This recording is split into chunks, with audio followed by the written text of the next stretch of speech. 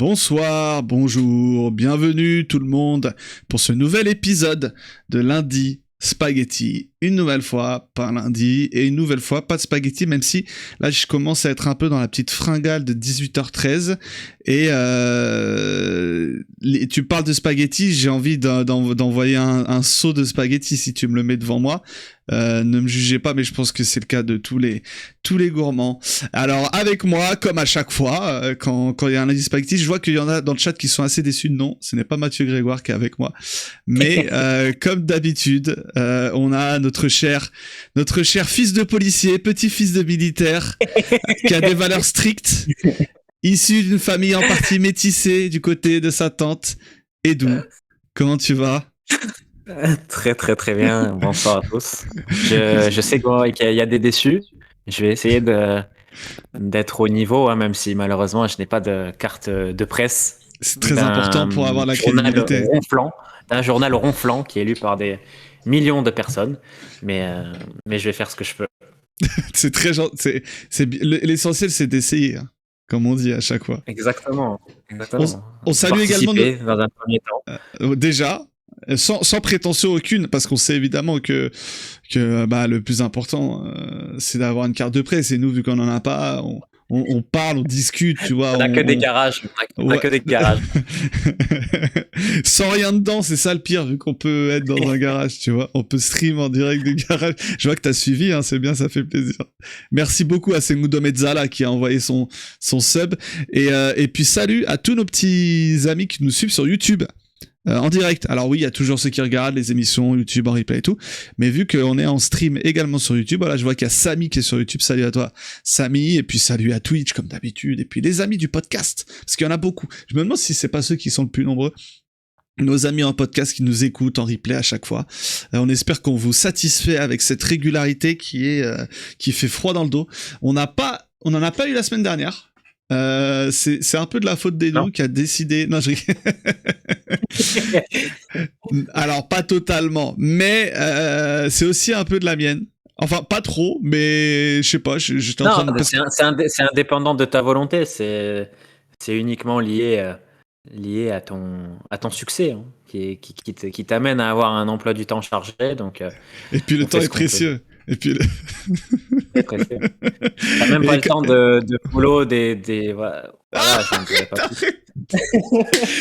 Et on vous invite à follow, en parlant de follow, la chaîne YouTube, les gars. Abonnez-vous à la chaîne YouTube, envoyez de la force, ça fait plaisir. Même, n'hésitez pas à follow également sur les plateformes de podcast.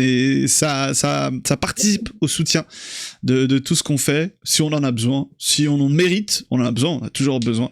Et merci à Mousicien qui a osé ce sub à quelqu'un qui n'a pas de carte de presse, et ça c'est fort. Mais c'est oui, très beau.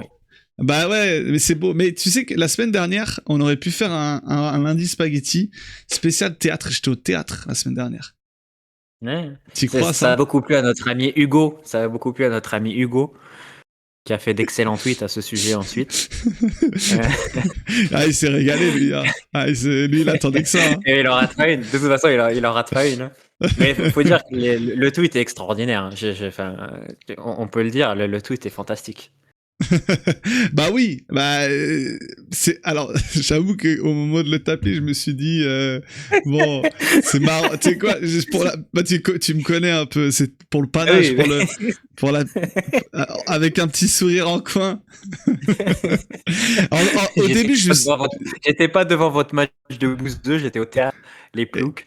Et ben toi, je sais que bon, pour des raisons des raisons on va dire techniques, étant donné que pendant les matchs il y a des choses qui tiennent en vie ces matchs, qu'il faut que t'es très attentif par rapport à ces matchs.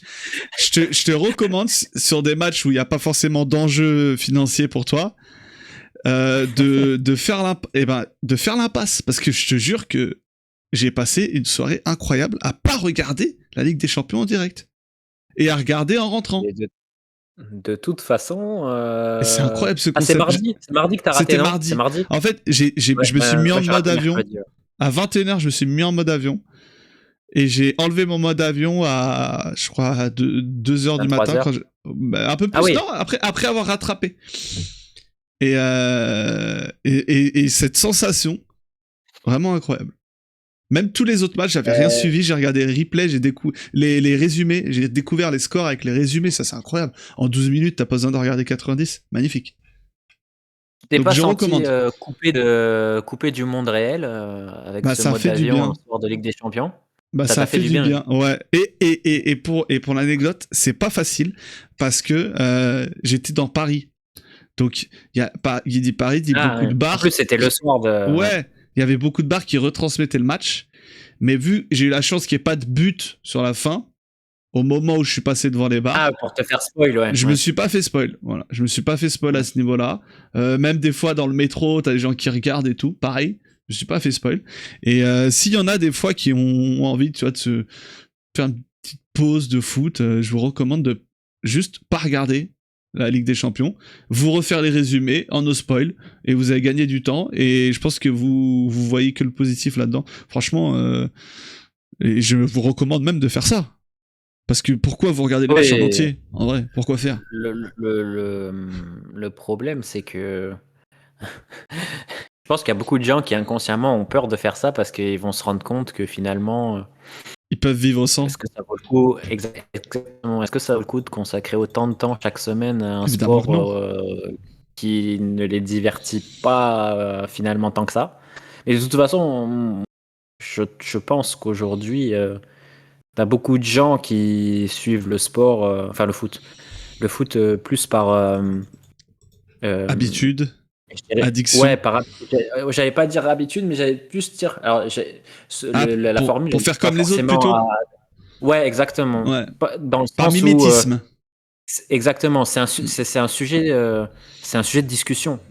Je pense qu'il y a énormément de gens, tu vois, si on reste un peu sur le microcosme Twitter, qui sont plus fans des discussions que génère le foot que les matchs qu'ils regardent. Tu sais, tout ce qui est, voilà, les micro-débats, les petits trolls, les blagues, machin. Je pense qu'ils sont beaucoup plus attachés à ça Ouais. que au match en lui-même. Et, euh, et s'ils commencent en fait à sortir un peu de cette bulle-là, moi j'ai eu des moments dans ma vie où je regardais très très très peu de foot.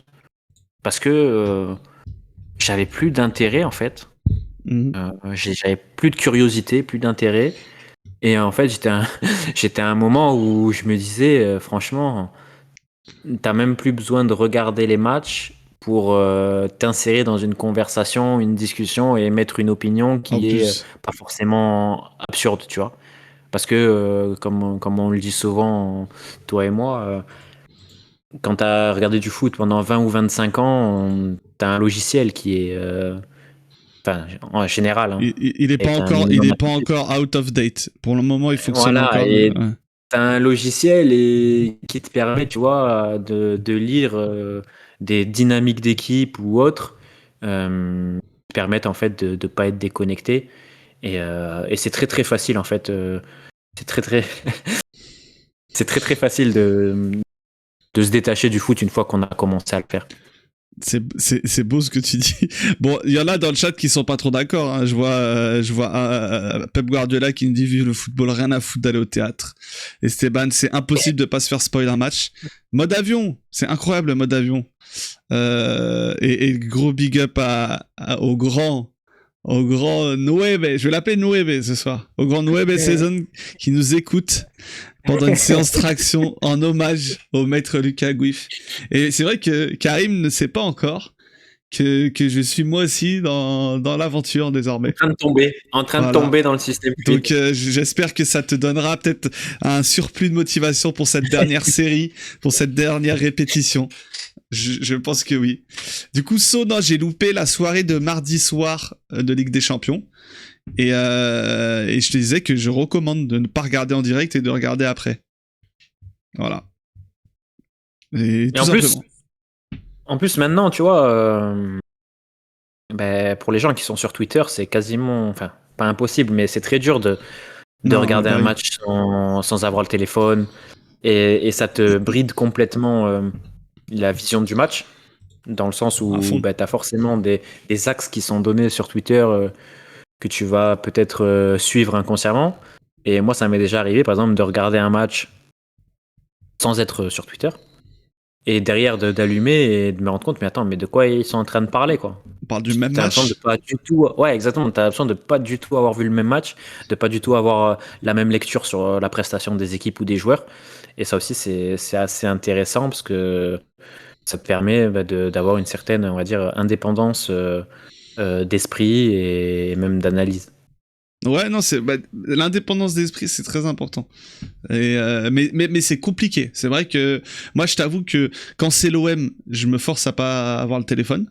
Parce que Ouais. vu que je suis en stream juste après, si j'avais le téléphone la moitié du temps, je sais qu'il y en a qui arrivent, je sais pas comment ils font, mais moi je pense que je suis incapable d'être pertinent si je suis pas assez concentré, même si je me fais pas de notes. Mais je t'avoue que sur les autres matchs, il y a ce petit plaisir de partager un peu cette aventure avec les copains Exactement. sur Twitter. Il y en a tu sais, qui sont bien drôles pendant les matchs. Ouais, mais surtout si t'es pas trop piqué par le match. C'est aussi ça le problème, c'est que t'as un volume de match intéressant qui est relativement faible. Le divertissement, tu l'as plus dans le traitement du match par Twitter que le match en lui-même. Des fois, Donc ouais. c'est un peu compliqué de. Et ouais, tu vois, quand t'as je sais pas, bon, toi peut-être que tu le fais, si, bon, tu le fais encore, mais tu vois, tu te mets un samedi après-midi devant la première ligue en non-stop, genre, de 14h à 19 ou 20h. Bah, tu sais que ton divertissement, tu vas plus le passer à échanger avec les mêmes personnes qui regardent le match plutôt que de te couper complètement et de regarder le match sérieusement, tu vois, même si on adore, moi j'adore Crystal Palace, hein, qui est l'une de mes équipes, qui est l'une de mes équipes chouchou, Notamment hein, Marc mais Guéhi, j'imagine. et j'allais justement rebondir sur le fait que c'était même pas pour des raisons pécuniaires, mais une équipe que j'apprécie, je vais pas me couper du monde pour regarder un Palace Newcastle, tu vois. Surtout que Newcastle cette saison, c'est vraiment pas Jojo, hein. Attends qu'il se relance au stade Vélodrome, mais aussi. Comme tous les autres. Ah, ça t'a mis ça, hein. Mais en plus, j'avais vu. Peut-être que mon ami Lorenzo regardera ce live en rediffusion. On l'embrasse. On l'embrasse. Parce que j'étais à Marseille mercredi quand il y a eu le triste match européen. J'ai dit à Lorenzo, mais ça perd ce soir. Et, tiens, mais c'est des trucs qui sont. Tu sais, c'est presque scripté, quoi. Je veux dire, c'est des matchs. Enfin, surtout l'OM. L'OM, ça doit être une des équipes les plus scriptées d'Europe. Bien sûr, ça perd. Voilà. Petit but à la 90e. Ouais, bah c'est ça. Hein. Mais tu sais que le point que je voulais soulever avec le fait de pas regarder le match, de pas regarder cette soirée de Ligue des Champions de mardi soir, c'est aussi un point, mais j'aimerais bien avoir ton avis là-dessus, même si je crois savoir. Hein, Edu, il fait ses 30 000 steps quotidiens. Un peu moins, je crois. Il est à 29 900. Là, en ce moment, je suis entre 10 et 15. C'est propre. C'est très, très propre. Voilà. Tu t'interdis pas de faire plus de 15 quand même. J'espère. Ah non. Oui. Quand je vais en fait, là, la pratique du bodybuilding m'amène à faire 12 000 pas, déjà, minimum. Donc après, il suffit de sortir, faire une course, machin, et tu peux gratter 5 6 000 en plus. C'est bon. Donc voilà. Et donc je t'écoute. Non, je voulais dire que au final, ces soirées de Ligue des Champions, elles servent à rien. Elle sert à rien. C'est un sujet qui te tient à cœur, mais ça sert à rien. Tu vois, le Real qui a perdu à Liverpool, ils vont se rejouer en quart et le Real va gagner aller-retour et le Real va aller en demi. Ouais. Le PSG qui s'est fait taper par le Bayern, mais le Bayern va sortir en huitième et le PSG est en finale. Enfin, ça dit rien en fait sur la réalité de ces équipes. C'est des espèces de petits affrontements. Tu vois, le PSG, ils ont à peine eu le temps de s'énerver, ils sont déjà passés à autre chose. Ils en ont rien à foutre de cette défaite. Et le Bayern, ils sont déjà sur le match d'après. Ils vont tous passer. Il y a 60 qualifiés. Il y a que l'OM qui va pas passer. Sinon, toutes les autres équipes vont se qualifier. Non, pour les équipes comme l'OM encore, il y a un intérêt. Mais pour les gros, c'est un espèce de, tu vois, c'est un peu la frime en mode, tiens, on vous montre un peu et tout, mais on sait que ça compte pas et que ça sert à rien parce que ce qui compte, c'est ce qui se passe après. Et les matchs sont ouverts. Bon, ça dépend les matchs, mais c'est surtout qu'en fait, moi, après j'ai ce côté un peu fou. Hein, je veux bien bien le concevoir, mais j'ai du mal en fait à être à fond sur des matchs qui n'ont pas de véritable enjeu sportif. Bon. J'ai l'impression de voir une espèce de coupe amicale d'été où tous les gros clubs se jouent, où t'es content de le voir, mais ou une saison régulière de NBA, tu vois. Où c'est bien, t'es content, Non, mais je suis d'accord avec toi, surtout que moi, pour le coup, j'étais vraiment partisan de la nouvelle formule. Cela dit, bien que je te rejoigne, je préfère quand même toujours la formule actuelle à la plus pour précédente. longtemps, tu vois. Euh, Juste pour une raison, on avait déjà parlé ensemble, pour une raison très simple, c'est que l'ancienne formule était complètement bridée par les droits télé. Donc ça t'a amené à avoir 50% les mêmes groupes tous les Ouais. ans parce que machin ne peut pas rencontrer machin, parce que tel jour c'est ce match qui devrait être diffusé le lendemain, etc. etc. Ouais. Donc ça c'était vraiment très très ennuyeux. Euh, Dans l'idéal, moi j'aurais été partisan, pourquoi pas voilà, mais bon c'est impossible économiquement et institutionnellement de garder les poules de 4, mais par contre qu'il y ait une vraie liberté au niveau du tirage et pas des choses qui sont conditionnées par des droits télé. Mais bon, c'est illusoire, ça peut c'est pas autre chose. arriver. Ouais, bah ouais, ça c'est. Après, je pense qu'on verra comment ça se développe, hein, mais je pense que tu as peut-être des petites tentatives à faire. Moi, comme on en parlait, pourquoi pas peut-être réduire le nombre de qualifiés d'office. On est à 8, peut-être passer à 6 ou à 5 pour rajouter un peu d'enjeu ou de compétitivité, de concurrence. Après, voilà, quand on prend un peu de recul, est-ce que c'est si grave? Je sais bien que tu vas dire non, hein, mais est-ce que c'est si grave que dans une saison à 60 ou 65 Il y a des matchs matchs, qui servent à rien. voilà, exactement. Non, Tu vois, c'est pas grave. Mais on voilà. devrait même pas les regarder, quoi. Ah non, mais bien sûr, bien sûr. Mais de toute façon, tu vois là. En fait, ce qui est totalement paradoxal, c'est que on est totalement conscient que ces matchs ne servent à rien. On est conscient que ces matchs n'ont aucun enjeu. On est conscient que ces matchs ne disent absolument rien sur le reste de la saison. Mais pourtant, nous, en plus, qui avons cette posture-là en tant que suiveur, donc, tu vois, en tant que suiveur, on pourrait se dire, ah, c'est génial, un Real Liverpool, un Bayern PSG, on pourrait, tu vois, s'extasier sur ça.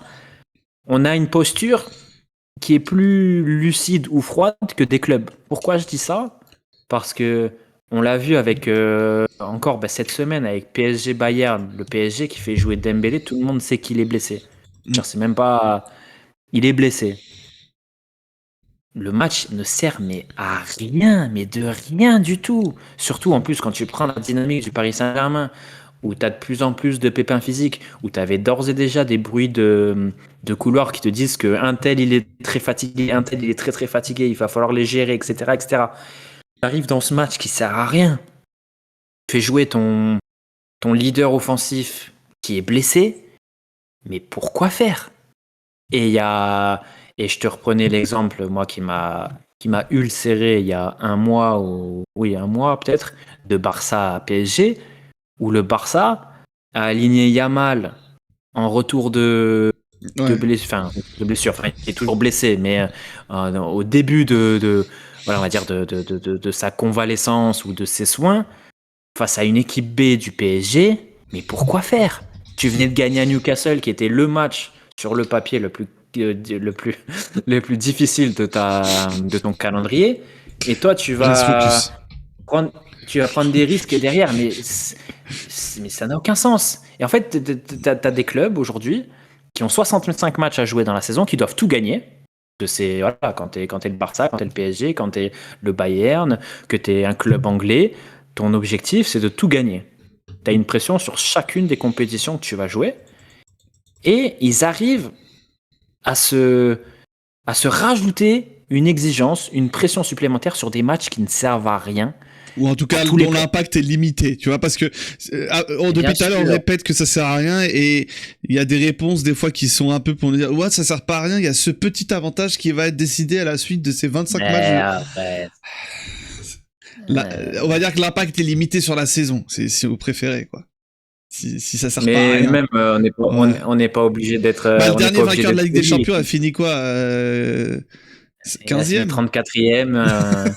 Non mais tu vois, mais ça sert à rien. Mais je dirais même, franchement, ça ne sert strictement à rien. Ça ne dit absolument rien de l'état de ton équipe. Ça ne dit absolument rien de la compétitivité de ton équipe.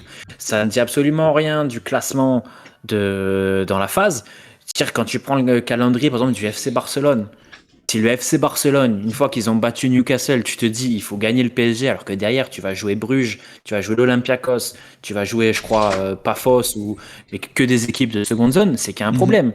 En fait, il y a plus, on est vraiment dans une vision de l'instantané. C'est vraiment, tout doit être, il faut toujours, en fait, chaque échéance devient un événement. C'est plus du sport, c'est de l'événementiel. Chaque match, il faut que ce soit un événement, qu'il se passe quelque chose. Et ça va peut-être nous permettre de basculer sur un autre sujet. C'est que, au-delà des équipes, c'est aussi, comme l'a évoqué Karim, alors je sais pas si c'est dans ce sens-là ou si c'est dans le sens inverse, mais derrière, ça bascule sur tout ce qui est supporters, réseaux sociaux et médias. Aujourd'hui, un média, quand il traite un match, il est obligé de le traiter comme un événement. Moi, demain, je vais chez RMC, je sors du match PSG-Lyon, Lyon-PSG, et ma prise de position au micro des RMC, c'est de dire bon, le PSG est passé à côté, mais c'est pas très grave parce qu'ils ont encore 45 matchs à jouer dans la saison et qu'ils avaient 8 absents. L'émission, elle est finie au bout de 5 minutes et on va avoir un problème au niveau du planning c'est vrai. à la rédaction, tu vois. Ah bah oui. Mais on est en train, en fait, dans tout de... Après, si t'avais une carte de presse, tu trouverais des ressources, quelque chose à dire. Ouais, parce que j'aurais sûrement des super analyses sur lesquelles m'appuyer dans un journal édité à des centaines de milliers d'exemplaires. Mais bon, c'est pas trop le cas. Donc en fait, t'as ce truc, t'as les clubs. En fait, le plus grave, c'est les clubs. Parce qu'à la rigueur, que les supporters ou les suiveurs de foot qui sont à moitié abrutis soient obsédés par chaque match, c'est leur métier, quoi, hein. Ils sont là pour ça. Qu'un média qui ne vit que par le clic et la redevance Google AdSense essaye de faire du buzz, bon, de toute façon, un journaliste, il est un peu condamné à tapiner de toute façon, hein, on va pas se le cacher. Mais qu'un club qui a une pression sportive... J'aurais jamais osé dire ça. Il y a une pression sportive du mois d'août au mois de mai et il n'est pas en capacité de se dire mais attends, est-ce que je dois faire jouer Lamine Yamal 90 minutes contre Iron à la maison? Moi, ça me dépasse. Mais et en plus, pour ensuite, quand la trêve internationale arrive, demander à l'Espagne de, s'il vous plaît, ne pas le prendre, ou s'il vous plaît, si vous le prenez, faites-lui juste faire des taureaux. Mais tu vois, je le tweetais tout à l'heure. L'Espagne. Oui, en plus, oui. Et puis eux, voilà, ils forcent pour l'avoir parce que en gros, ils savent que c'est une manière de montrer qu'ils, voilà. Ouais, c'est montrer, c'est un truc de pouvoir, tu vois. Là, on a envie de le prendre. C'est pas toi qui vas décider. C'est ça. Exactement, la sélection est plus importante que le club, machin, il doit venir jouer. Oh, les mecs, ils sont à 12 points sur 12. Il reste 2 matchs à jouer en Géorgie et à domicile contre la Turquie. Ils ont 3 points d'avance, 15 buts marqués, 0 encaissés. Et les mecs sont au bord du psychodrame parce que Yamal ne sera pas là, tu vois. Alors que pour une Coupe du Monde à 75 équipes, la Coupe du Monde. En plus. Et t'as une Coupe du Monde dans 6 mois, tu vois. C'est pas comme si l'état de santé de leurs meilleurs joueurs était peut-être un peu plus important qu'un match en Géorgie. En plus, moi, c'est ça que je comprends pas. Dans cette vision à court terme, que ce soit la part des clubs ou des sélections, c'est que tout le monde a intérêt, sur le cas Yamal, tout le monde a intérêt à ce que Yamal soit le plus près possible et en meilleures conditions possibles d'avril à juillet. Tout le monde a cet intérêt-là. Mais t'as l'impression que non, l'important c'est maintenant. Après, il y en a qui vont dire que la saison se joue tout le temps, tout ce que tu veux. Ok, oui, bon. Factuellement, il est là, mais il est pas vraiment là, donc peut-être que tu serais un peu moins bon sans lui, mais si tu peux l'avoir 3 fois meilleur dans 2 mois, c'est peut-être mieux, je sais pas. Après, C'est peut-être ça. que... T'as aucune projection dans. Tu vois, je te dis même pas le futur, quoi. C'est du moyen terme. Genre, Oui, alors imagine dans 3 ans. le Barça. Le Barça, ce qu'ils ont fait avec Rafinha, mais c'est un scandale. C'est un scandale ce qu'ils ont fait. Tout cette pression sur son retour pour qu'il revienne jouer un classico contre un Real qui est éclaté. Mais on est au mois d'octobre. T'es au mois d'octobre, tu sais qu'en plus, tu fais un début de saison, il est horrible. Ton début de saison, enfin, pas comptablement, parce que comptablement, tu t'en sors très bien, mais footballistiquement, ton début de saison, il est horrible. Il te montre, tu le savais déjà, hein, mais il te montre que Rafinha, c'est peut-être ton joueur le plus important en termes de leadership et en termes de ce qu'il génère pour son équipe à l'échelle vraiment collective, tu vois. Et toi, ta démarche, c'est de te dire, putain, il faut qu'il revienne le plus tôt possible pour un classico pourri. T'es pas même pas en train de te dire, attends, peut-être que là, il faut peut-être, on arrive encore à prendre des points, on n'est pas aux abois dans le championnat. Peut-être que l'intérêt, c'est peut-être de faire en sorte que sa convalescence, elle se passe le mieux possible, que sa reprise, elle se passe le mieux possible, parce que ce joueur-là, on en a trop besoin. Et on est au mois d'octobre, et derrière, il y a encore 7 mois de compétition. Donc, pourquoi prendre le risque de tout craquer pour un match? Un match! En fait, c'est un match. Parce que si c'est pas le Real, si c'est un déplacement à l'Evante ou même un derby contre l'Espagnol Barcelone, jamais de la vie ils font ce qu'ils ont fait avec Rafinha. Donc tu vois, on est encore sur ce côté événementiel du football où, parce que c'est un classico, on prend tous les risques pour le faire revenir. Ben voilà, tu as pris tous les risques, il s'est répété 4 semaines derrière et chaque match... T'es obligé de faire jouer Ferran Torres et Rashford à tous les matchs. Exactement, et chaque match, tu jettes un peu la pièce en l'air en te disant, bon, ben, j'espère qu'on va prendre les 3 points parce que de toute façon, on n'a rien d'autre à espérer sur un match. Gagner un maximum de points. Tout ça parce que tu as vu, au lieu de prendre ta saison comme elle est, à savoir une saison où tu dois tout gagner et une saison où tu vas jouer 60 matchs, tu prends une saison où ta saison, en fait, c'est comme si elle se jouait le week-end d'après. Et que si elle se joue pas, enfin si ça foire le week-end d'après, c'est la cata, etc., etc. Je reprends il y a 6 semaines, le Barça, ils étaient à plus de 2, hein. Ils étaient à plus de 2 points de moyenne par match. Ouais. T'avais déjà des gens qui voulaient presque le licenciement de Flick. Genre, c'est délirant. Il y en a qui envoient des crottes de nez au coach qui fait le meilleur départ de l'histoire de l'OM depuis 35 ans. Mon cher mais eux, ils y connaissent rien. Et ils y connaissent rien, Youssef. Ils ont pas de carte de presse. Pour pas se rendre compte que Roberto De Zerbi fait un travail énorme. Commence pas ton ironie de merde. avec des moyens extrêmement limités. Faut vraiment... Non, j'en dirai pas plus. Mais voilà, tu vois, c'est compliqué sur tous les plans de pas voir le foot comme un sport d'excité, quoi. Parce que cette excitation, cet affolement, tu le retrouves dans toutes les castes. Ouais, c'est ça. Les clubs. À toutes les échelles de cette société qu'est le football, t'as ça partout. C'est l'affolement. Ouais. Alors, et t'as personne, en fait. T'as personne encore pour plus quand t'es Marseillais. Ouais, bon là, ça fait partie du truc. Mais t'as aucun secteur, t'as aucune petite bulle dans le football qui essaye d'apporter un peu de mesure. Parce qu'en fait, on l'a évoqué rapidement, mais en fait, la mesure, ça paye pas. Voilà, tu sais, c'est une grosse machine, et la machine, pour tourner, il faut de l'événement, il faut du buzz, il faut du clic, il faut générer quelque chose, il faut générer de la réaction. Mais tu vois, la quantité, ça rime rarement avec la qualité, et c'est un peu usant parce que c'est un sport qui est passionnant, et toute cette urgence, tout cet affolement, ça voile, je trouve, beaucoup ce qui est véritablement intéressant dans ce sport, quoi. Et si tu devais donner le premier responsable de tout ça, qui ça serait? Moi, j'ai ma petite idée de mon côté. Même si j'ai tendance à dire qu'on est tous responsables, mais il y a quand même un truc qui nourrit ça, quoi. Pour moi, c'est les médias. Ouais, mais j'allais te dire conjointement avec les réseaux sociaux. C'est les dealers, en fait. C'est les dealers et exactement. Nous, on est les consommateurs et mais ils sont dealers et clients à la fois. En plus, oui, voilà. Si on prend les chaînes...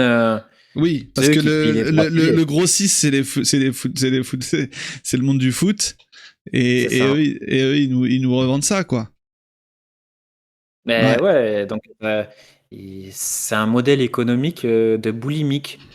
Et par contre, je te rejoins sur les médias, mais ça, je le lis conjointement aujourd'hui aux réseaux sociaux parce que, à mon sens, il n'y a plus de médias. Enfin, il n'y a plus de médias au sens noble du terme aujourd'hui. Un média aujourd'hui qui traite l'actualité du football, c'est, on va dire, une plateforme qui se nourrit de ce qu'il y a sur les réseaux sociaux pour en faire derrière de la pseudo-information ou du pseudo-débat, tu vois.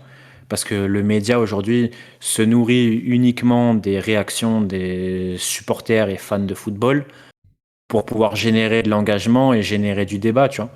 Donc je dissocie plus les réseaux sociaux des médias, mais c'est eux qui créent l'urgence, c'est eux qui créent l'urgence, c'est eux qui créent le bruit, c'est eux qui créent la pression, qui forcément derrière les clubs sont obligatoirement victimes de ça et susceptibles d'agir en fonction, quoi.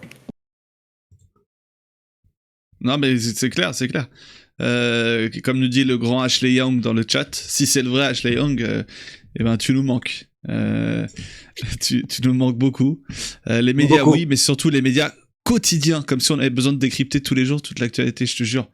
Non mais vraiment, quoi. mais ouais. Comme nous dit Guil juste au-dessus, on a créé une addiction à la dopamine, l'intensité, aux paillettes et à ce qui claque. Ouais. C'est un produit, quoi. Enfin, le foot est devenu... C'est plus un sport, c'est un produit. Et Karim pose une question que je trouve intéressante. On sent la congestion qui monte jusqu'au cerveau et qui permet de fonctionner à toute berzingue. Les joueurs qui courent derrière les trophées individuels, vous pensez ça joue aussi? Eux, il faut en parler, hein. Notamment ton chouchou Rafinha là, qui nous fait 5 stories parce qu'il est pas dans un 11, on sait même pas c'est quoi le 11, sérieux, j'ai même pas retenu le truc. Ah mais les footeux... J'ai même pas... Tu sais, moi j'ai explosé de rire devant ces stories, je savais même pas à quoi ils réagissaient, pour être honnête. mais pourquoi, tu sais, c'est une question intéressante qu'il pose Karim, mais pourquoi aujourd'hui on a ce fantasme, autant de footballeurs qui sont obsédés par les récompenses ou les distinctions individuelles? Parce que ça vient d'où? Ça vient de la com. Aujourd'hui... oui, bien sûr. Alors, les meilleurs joueurs du foot ont toujours été des superstars. Mais tu as quand même aujourd'hui une certaine idolâtrie ou une certaine mise en avant en tant que produit, et même dans le storytelling. Tu vois, même Zizou, qui était à l'échelle de la France, Zizou qui était le président de la France, moi j'ai aucun souvenir, même en 2006, d'avoir déjà lu ou entendu quelqu'un te dire que si l'équipe de France gagne, c'est uniquement grâce à Zizou, que si le Real gagne, c'est grâce à Zizou, etc., etc. Tu avais toujours une mise en relief, en perspective avec ses top coéquipiers, ses machins. Tu vois, il n'y a jamais eu... Enfin, après, peut-être que je me trompe, hein, que mon avis est tronqué et biaisé, mais j'ai jamais grandi dans le foot avec une surindividualisation des équipes. Tu sais... tout le délire de ce joueur-là porte l'équipe, ce joueur-là porte l'équipe. C'est insupportable. C'est insupportable. Et franchement, il y avait forcément de la fascination et de l'admiration pour un Zidane, pour un Ronaldinho quand il était à son sommet, pour un Ronaldo, et pour tous les ballons d'or de façon générale. Mais je trouve qu'on n'a jamais fermé les yeux sur les super coéquipiers qu'il y avait à chaque fois. Bien sûr que c'était la cerise sur le gâteau, mais aujourd'hui, t'as vraiment, c'est dit dans le chat et je suis tout à fait d'accord. C'est vraiment le côté NBAisation, quoi. Une Ah bah équipe, oui.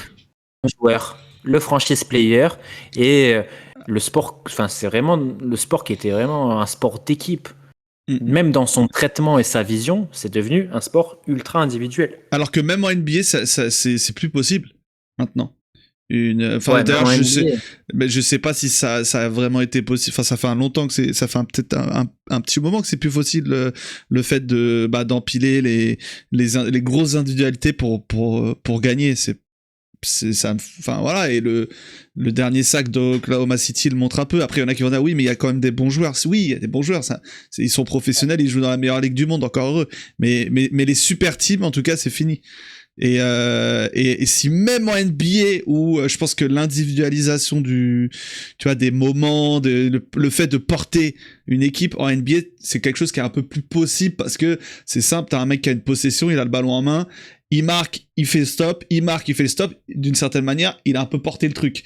Mais si même dans ce sport où je pense que le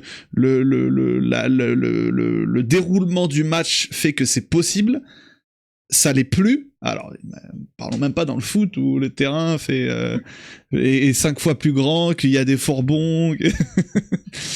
Non, mais c'est ça, mais bien sûr. Mais de toute façon, mais après, tu vois, là encore, c'est sur le foot, on est vraiment sur le traitement du sport parce qu'on sait bien que le sport, ce sport-là, il est tellement complet, il est tellement Oui, large, il il est peut tellement pas. profond. Mais dans le Et tu peux traitement que même les pas gens font, je suis d'accord Voilà. avec toi. Mais par contre, dans le traitement, et c'est ça qui le rend encore plus ridicule, c'est comment, tu sais, pendant des années, on a parlé de l'échec de Messi avec l'Argentine. Mais à quel moment tu veux individualiser l'Argentine à la performance ou à la contre-performance de Messi dans ce sport-là? Il a 10 coéquipiers avec lui sur le terrain. 10 coéquipiers, un coach, et il joue. Et il joue contre 11 joueurs, avec un arbitre au milieu. Je veux dire, mais à quel moment? Je veux dire, ça n'a pas de sens. Ouais, Et moi, ce qui me tue, c'est que, je le dis souvent, mais j'ai eu de très très longues, j'ai pas fini, hein, mais j'ai eu de très très longues années de troll. Mais tu vois, il y a le troll, la Tes meilleures blague, tu vois, années le sont mec. derrière toi. T'as les postures que tu inventes pour faire chier le monde, pour faire chier. Et aujourd'hui, t'as les trolls qui sont devenus des opinions. Mais c'est pas possible. Intellectuellement, c'est le fond du trou. Aujourd'hui, d'arriver avec des trucs, des postures qui, il y a 10 ans, c'était des trolls, des blagues ou des provocations. Et aujourd'hui, de dire la même chose, mais sérieusement. Et on est voilà dans cette intellectualisation zéro de ce sport, quoi. La vie tranchée, tous les jours, tout le temps, ça participe à ça. Et ouais, l'individualisation du résultat est insupportable parce que en plus l'exemple de Messi il est très bon. C'est dans tout le respect hein, quand je dis ça parce que ça reste Léo, mais c'est peut-être dans la pire période de sa carrière qu'il finit par tout gagner avec son pays. Parce que il était largement meilleur avant. Hein. Le niveau qu'il avait atteint avant, c'était. Donc c'est dire si. Tu vois, c'est la preuve quand même par l'exemple que pousser au maximum l'individualisation de l'analyse dans le football n'a aucun sens. Parce que, et ça Bien serait sûr, tout autant ridicule de dire, ah, Messi a porté l'Argentine pour gagner cette Coupe du Monde. Il a été incroyable, hein, cette Coupe du Monde, hein. Et moi, je pensais pas qu'il pouvait avoir encore ce niveau-là. Mais il a aussi eu la chance de tomber dans une équipe où, cette fois-ci, c'était pas Gago et je ne sais qui au milieu, mais Enzo Fernandez et Alexis McAllister. Je crois que ça a un peu aidé. Et que t'as un gardien, dire demain. Ah merde, un mec qui fait des arrêts là-bas avec les mains là. Non. Martinez, mais tu te rends compte, Martinez, il sortait pas son arrêt extraordinaire sur Colomani. Ils en ont eu 25 des gardiens, il n'y en a pas eu un de bon. L'image de Messi, tu perds 4-3, mais il a pu mettre 8 buts dans le match, hein, mais ça aurait été le loser, le machin, il fait pas gagner son équipe, blablabla, blablabla. Mais de toute façon, comme le dit notre ami gros CO2NARD, on a laissé des gens préférer Cristiano à Messi. Tu te rends compte, moi j'y pense souvent à ça. Hein. Et pourtant, tu le sais aussi bien que moi que je suis pas un un fan de Messi, tu vois. C'est pas Non, c'est pas un non. joueur pour lequel j'ai une énorme sensibilité, tu vois. Mais Pas à assez partir du italien. moment, à partir du moment où ce sport que tu suis tous les jours, t'en arrives à préférer, à la rigueur, non, à la rigueur que tu préfères, bon, c'est juste que t'as des goûts de merde. Oui. T'as le droit, mais t'as le droit d'avoir des goûts de merde. De toute façon, il y a Excuse-nous, plein Daniel. On est entouré par des millions de gens qui ont des goûts de merde. Donc bon, ça, à la rigueur, voilà, chacun est libre encore. Mais que tu penses sincèrement que ce mec, il est, euh, il est aussi bon, voire meilleur que Messi, là, on est sur des problèmes cognitifs, quoi.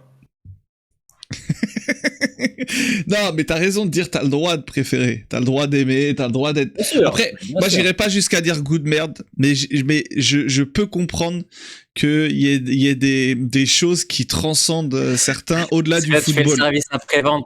Non, au-delà du football, tu vois, au-delà du terrain, je peux comprendre. Je peux. Après, je t'avoue, Cristiano, voilà, tout ce qu'il y a autour du terrain, c'est pas non plus, voilà. Puis Non, voilà, franchement, tu regardes une interview de lui, c'est un peu. t'as été fan de Cristiano Ronaldo. Là, Bah, quand aujourd'hui, j'avais t'as 13 ans, 25, 30 quoi. ans. Quand j'avais 13 Non, non, ans. quand je te dis, Voilà. quand je te dis, Oui, oui, quand je te dis tu, c'est impersonnel. pas toi, mais genre, C'est impersonnel, ouais, ouais, t'inquiète. impersonnel. Genre là, t'arrives à 25, 30 ans, tu regardes Cristiano Ronaldo, tu te dis que t'as été fan de lui toute ta vie. Comment ton estime de soi, moi, ça me ferait mal au cœur, quoi. De me dire, putain, j'ai été fan de ce mec pendant 15 ans. Ça fait mal, non? Je sais pas. L'estime de soi, un peu d'ego, tu vois. Je sais pas, un peu d'orgueil, te dire, ah, putain, waouh. Ouais, ça me ferait chier, quoi. Non, mais je comprends. Là, c'est un peu comme si t'es fan d'Harry Habitant, quoi. Je veux dire, bah, ça ferait un peu chier, quoi. C'est quoi? C'est la coiffure? C'est pour ça que c'est ça le parallèle entre les deux? C'est les UV. C'est les S'ils ont UV. pas de carte de presse. Exact. mais T'as le droit voilà, de préférer, mais tu ne peux pas dire qu'il est meilleur que Messi. Et ouais, après, et je pense après, pour le coup, je trouve que le débat, il est vraiment pas sur ceux qui préfèrent. Vraiment, je trouve que c'est vraiment pas intéressant.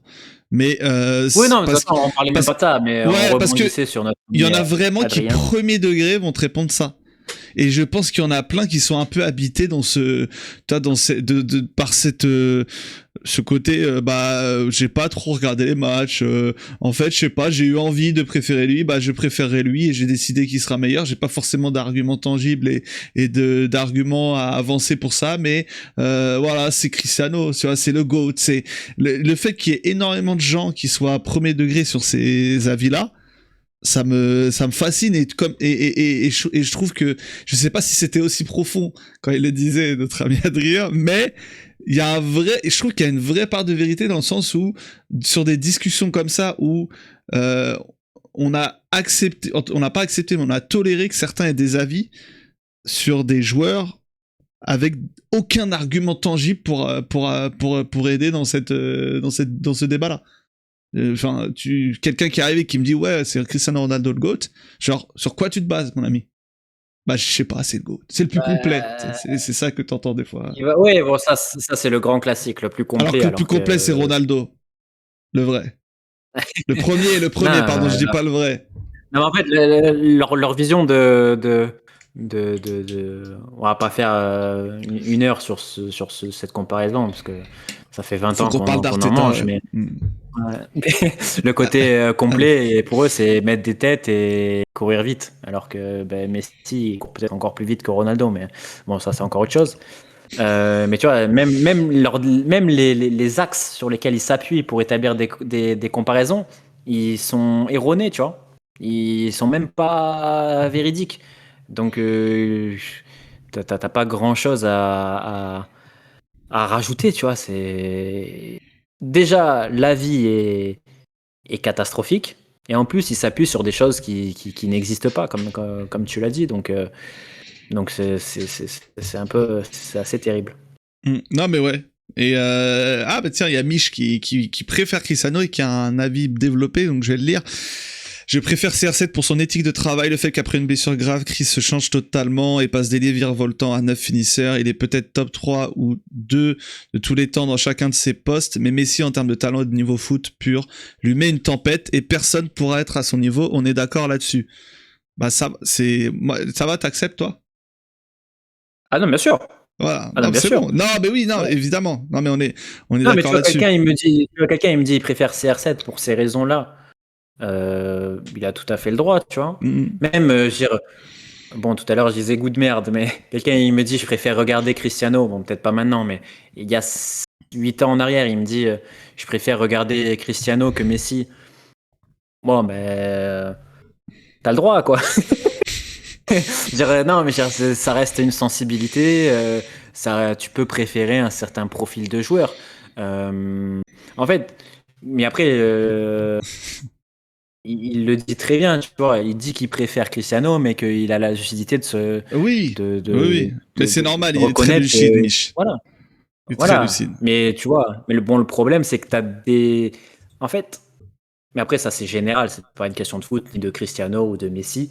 T'as quand même énormément de personnes qui vont considérer que ce qu'ils aiment est le meilleur. Oui, Alors voilà, oui, que, c'est tu vois, ça. je vais te donner un exemple me concernant, tu vois. Ah bah ça, il y en a. C'est plus trop le cas. Il y a 10 ans, par exemple. Il y a 10 ans, j'aimais beaucoup Jul. Mais jamais de la vie, j'allais venir t'expliquer que Jul, c'est le meilleur rappeur, c'est le meilleur machin, le truc, tu vois. Je m'en fous. En fait, t'as ce besoin de revendiquer quelque chose. Que De ce que tu aimes revendiquer. est la meilleure des choses. Exactement. Mais personne te demande d'aimer ce qui est le meilleur. Aime ce que tu aimes ce que tu aimes, aime ce qui te plaît. Et pourquoi tu veux hiérarchiser ce que t'aimes? Ça n'a pas de sens.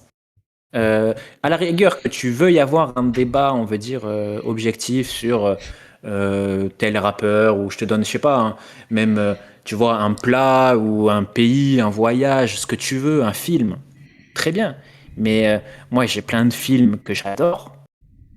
J'ai pas besoin de revendiquer ou de vouloir que ce film-là, il soit reconnu comme le meilleur film. Je sais moi-même que c'est pas le meilleur et je m'en fous en fait. Mon affect, il est pas guidé par ce que j'estime être le meilleur. Mon affect, il est guidé par ce que j'aime et ce qui me plaît, c'est tout. Mais t'as beaucoup de gens qui ont du mal en fait à se satisfaire de juste de ce qu'ils aiment. Ils ont besoin que ce soit reconnu et considéré comme quelque chose d'extraordinaire. C'est ça. Il y a ce besoin-là qui va un peu avec le besoin de reconnaissance. Et comme le dit Dada, il y a cette maladie de la comparaison, quoi. Toujours comparer. Tu vois, c'est comme des fois, sur le foot, moi, ça m'est déjà arrivé de dire, oh, j'adore ce joueur, tu sais, un jeune joueur, souvent, j'adore ce joueur, enfin, voilà, etc., etc. Et souvent d'avoir des réactions du type, il te fait penser à qui? Mais j'en sais rien qui me fait penser, tu vois. J'ai pas besoin de le relier à quelqu'un. Après, des fois, t'as des joueurs, ils arrivent, tu le regardes, tu te dis, attends, putain, il a la gestuelle, le machin, un truc. Ça arrive. Mais des fois, c'est comme ça. T'as un joueur, il arrive, il est différent, il te plaît, et t'es pas dans la démarche de te dire, attends, ah tiens, c'est le nouveau machin, il est meilleur que machin. Mais on s'en fout.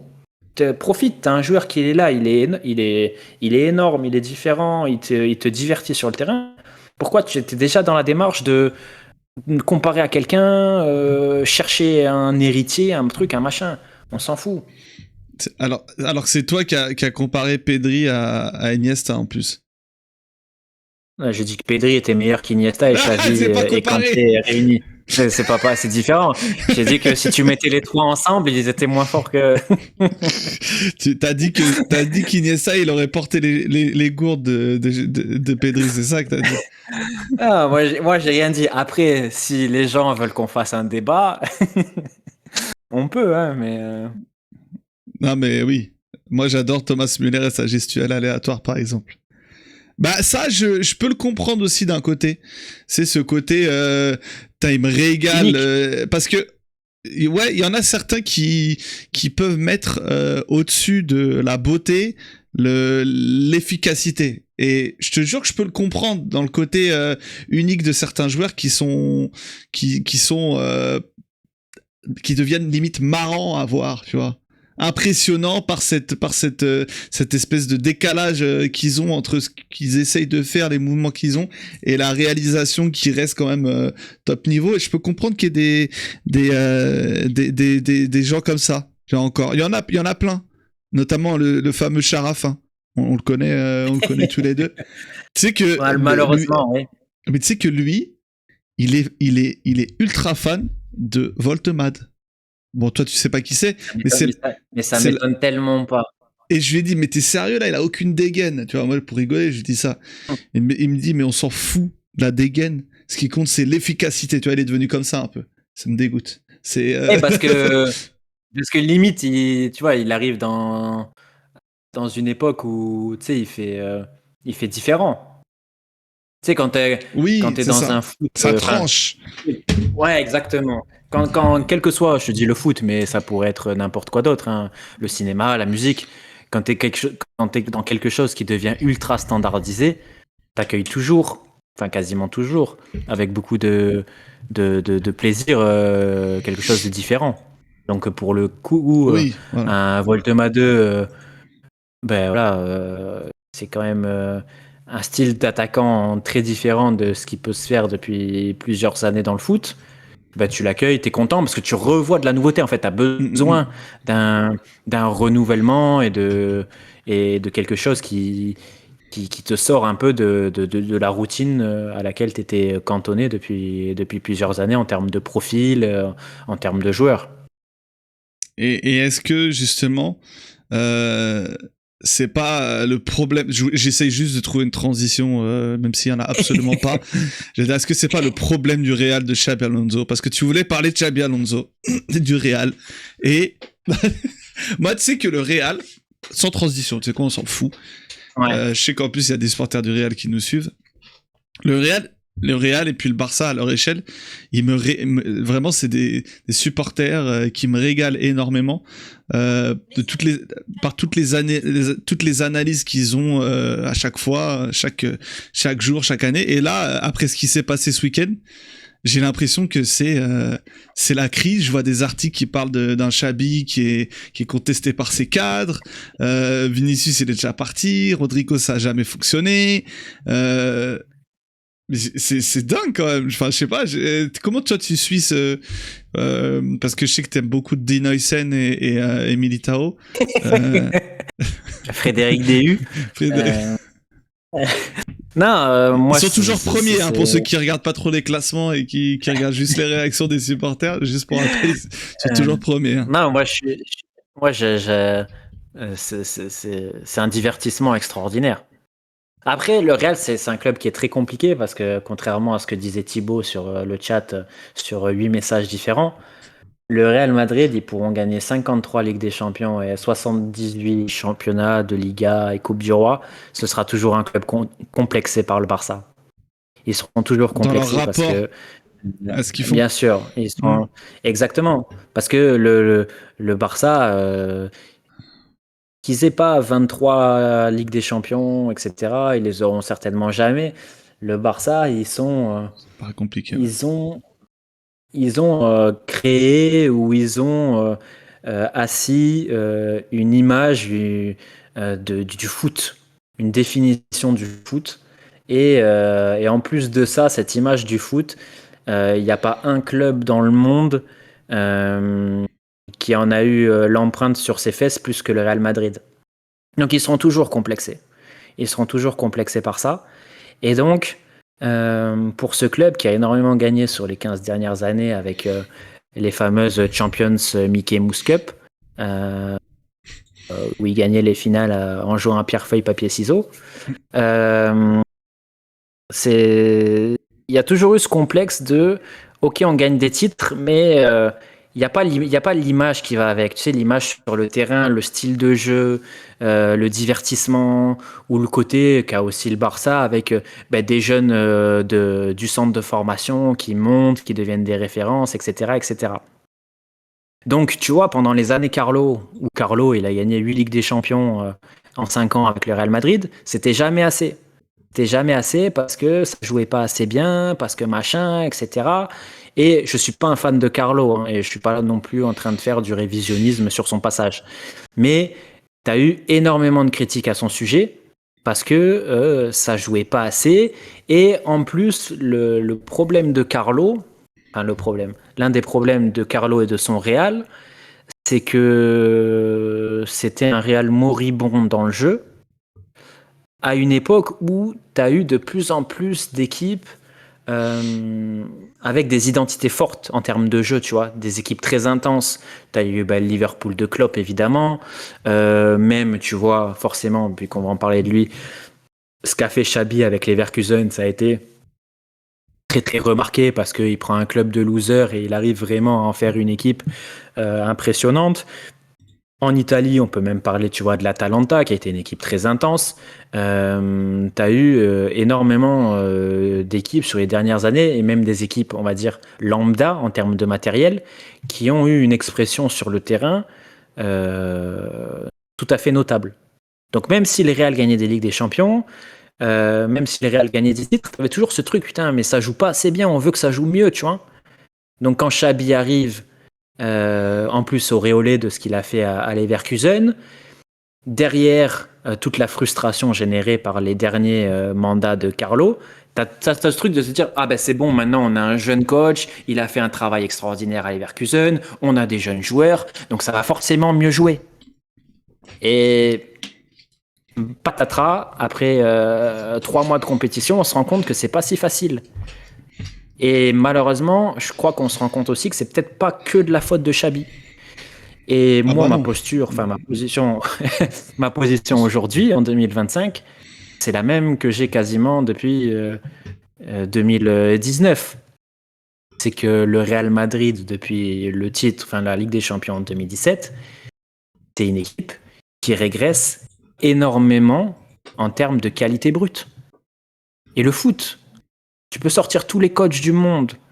Le foot, la réalité à la fin, c'est les joueurs qui sont sur le terrain. Et aujourd'hui, quand tu regardes un 11 type du Real Madrid, c'est un 11 type qui manque énormément de qualité. Déjà, en termes de talent, en termes de qualité brute, je prends évidemment des standards du Real Madrid, hein, de ce à quoi doit aspirer l'un des 2 plus grands clubs du monde. C'est faible. Et non seulement c'est faible en talent, mais en plus, en termes de construction d'équipe, en termes de complémentarité avec les différents joueurs, c'est catastrophique. Donc que tu ramènes Xabi, etc., forcément, à un moment donné, tu te retrouves confronté à des problèmes auxquels tous les coachs du monde seraient confrontés. En plus, non seulement ils manquent de talent, tous ces joueurs, mais en plus, ils ont des égos surdimensionnés parce que comme ils jouent au Real Madrid, ils sont persuadés d'être des superstars. Alors que aujourd'hui, et c'est aussi l'une de mes, on va dire, de mes takes en termes de football, c'est que à part quelques joueurs, tu prends tous les meilleures équipes ou les plus grands clubs du monde, tu as très peu de joueurs où tu te dis ce mec-là, il n'est pas interchangeable. Aujourd'hui, c'est toujours facile de taper sur lui parce que c'est un nom qui revient souvent et c'est pas un mauvais joueur, hein, mais un joueur comme Tchouaméni. Qu'est-ce qui fait la différence?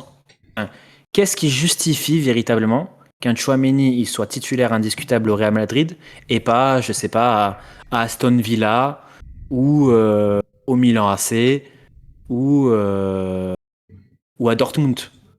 Je veux dire, est-ce que demain Tchouaméni sort du 11 ou je sais pas quel autre joueur je pourrais donner, tu vois, un Arda Güler ou pour moi il y a plus d'élitisme en termes de joueurs. Il y a énormément de très très bons joueurs. Je pense que le niveau moyen du footballeur en 2025, il est énorme et beaucoup plus élevé qu'il y a 10 ou 15 ans ou 20 ans. Joueur moyen meilleur. Exactement. Par contre, les 5 derniers pourcents de la pyramide, on va dire, des footballeurs, pour moi, il est extrêmement faible. Et quand je prends le Real, quand je prends City, quand je prends Liverpool, quand je prends même Arsenal, évidemment, ou quand je prends le Barça, je prends les 11 types, il y a énormément de joueurs que je pourrais enlever de son type et de me dire si lui il sort et que je vais prendre justement, tu vois, peut-être un joueur de Aston Villa à la place ou un joueur d'un club, tu vois, on va dire de second chapeau, et que je puisse me dire il y aura peut-être pas trop de différence en fait. Ça va pas changer, ouais. Exactement. Et le Real aujourd'hui, t'as qui comme très gros joueur? T'as Kylian Mbappé. On va pas faire le débat, mais en plus c'est un très gros joueur qui a aussi ses problématiques en termes d'équipe. T'as Bellingham. Ouais. Et tu vois, éventuellement. Tu m'as dit qui? Non, j'allais te le dire si tu le citais pas quand même. Non, Bellingham. Ouais. Et un troisième, mais qui n'est plus le cas actuellement, c'est Vinicius. T'as 3 joueurs. Tu comptes pas le gardien, j'imagine. Non, je compte pas le gardien. Oui, ça, c'est des postes. Non,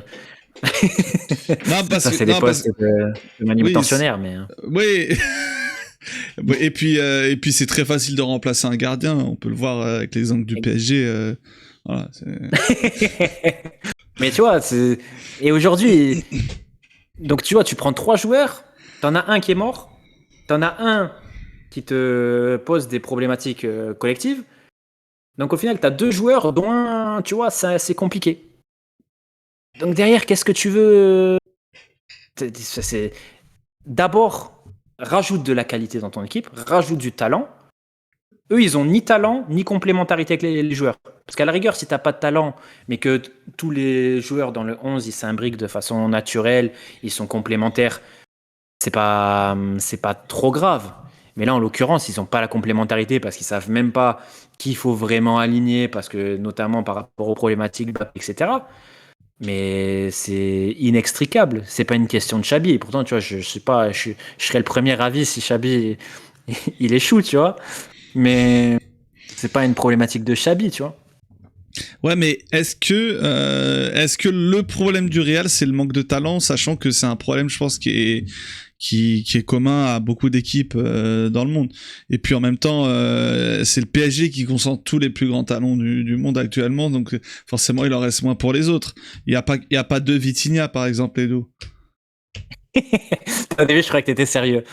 Je croyais que t'étais sérieux. Je me disais, attends, il y a qui est au PSG qui est particulièrement. Après, non mais je pense que pour rejoindre ce que tu dis, c'est que à mon avis, le problème du Real, si on estime qu'il y a un problème, hein, franchement, je pense que moi, je reste persuadé que dans le foot, dans cette saison de foot, il y a personne qui se détache particulièrement comme équipe. Bon, évidemment, on parlera d'Arsenal, mais je pense que même Arsenal, le Real. Hein. J'allais dire que voilà, enfin même si il y a certaines, moi je pense que Arsenal est la meilleure équipe d'Europe et mais même malgré ce statut-là, je pense que vraiment tout peut arriver. Donc c'était pour dire que voilà, même avec même si on considère qu'il y a un problème au Real, je pense qu'ils peuvent très bien faire le triplé comme tu le dis, clairement. Mais est-ce que ils peuvent faire triplé comme saison blanche?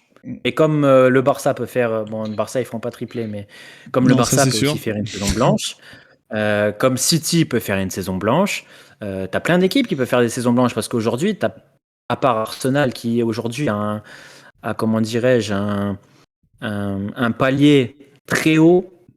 Après, on sait jamais ce qui peut se passer dans le foot, hein, mais en tout cas, sur les dernières années, sur la dynamique et sur le niveau actuel, c'est l'équipe qui a indéniablement le palier le plus haut. T'as très peu d'équipes, t'as beaucoup d'équipes qui sont sur un fil où tu te dis, en fait, la saison, ils ont trop peu de garanties pour te dire, attends, eux, ils vont aller au bout. Aujourd'hui, bien malin sera celui qui peut affirmer que c'est le Real ou le Barça qui va gagner la Liga. On ne sait pas, parce que ce sont 2 équipes qui ont quand même, à l'échelle de leur championnat, un gros matériel, mais qui ont des grosses problématiques. Mais moi, là où j'insiste sur le talent, c'est que j'estime qu'un club comme le Real, il peut pas être aussi pauvre en talent. Parce que tout comme, tu vois, il y a 5 ans en arrière, quand le Barça, ils alignaient Braithwaite, Adama Traoré et compagnie, pour moi, c'est impossible que des clubs de ce standing, ils aient aussi peu de matériel. Donc forcément, moi, je me fiche là-dessus et j'appuie là-dessus parce que tu as ce fantasme chez énormément de supporters du Real ou même de suiveurs qui est de dire, mais en fait... un peu comme le dit Thibaut sur le chat, hein, c'est une question de mentalité. Mais c'est une question de collectif et de mentalité. Mais quand tu as des mêmes problèmes qui se représentent avec différents coachs, c'est pas. C'est pas C'est qu'une question. pas. Exactement. C'est pas une incapacité des coachs à changer la mentalité des joueurs. Aujourd'hui, tu prends le 11 du Real, mais qui sont les top talents? T'as Vinicius, bon, on en a parlé. T'as Ouais, Mbappé, t'as et t'as et t'as et Bellingham.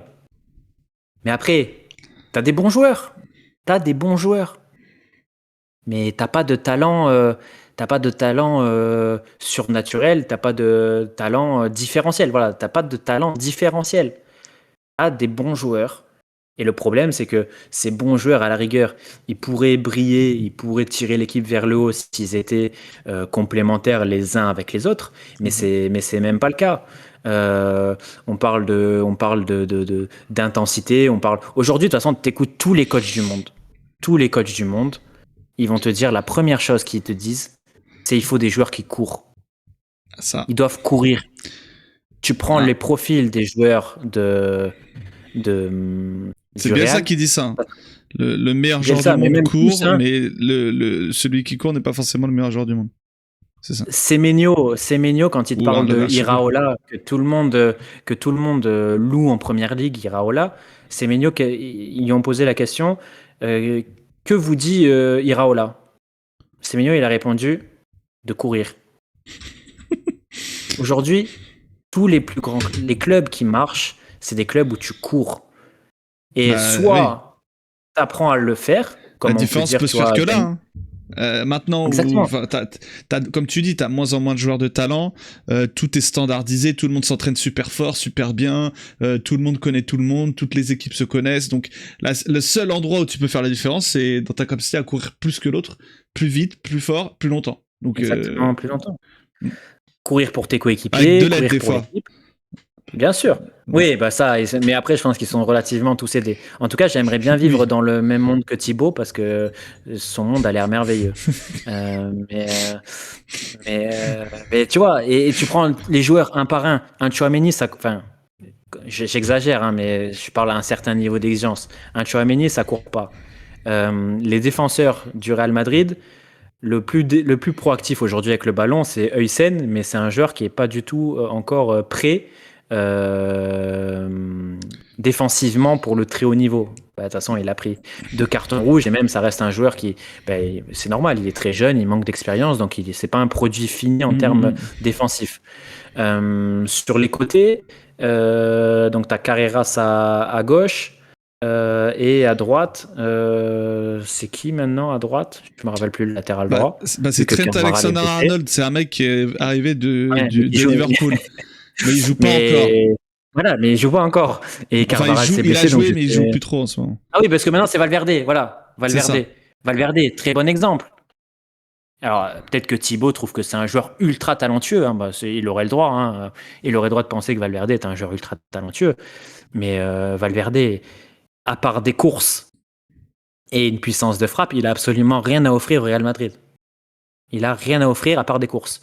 Et même lui, un joueur comme lui, il a fallu batailler pour qu'il puisse accepter de jouer latéral droit et de le sortir d'un milieu de terrain où le mec n'a absolument rien à offrir.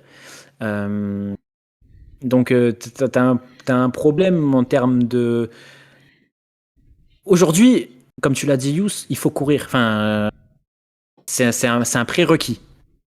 Et les joueurs du Real courent peu, comme on l'a vu, avec je sais pas si tu as vu la stat face au Rayo Vallecano, ils ont couru peut-être 1 kilomètre de moins par joueur de champ.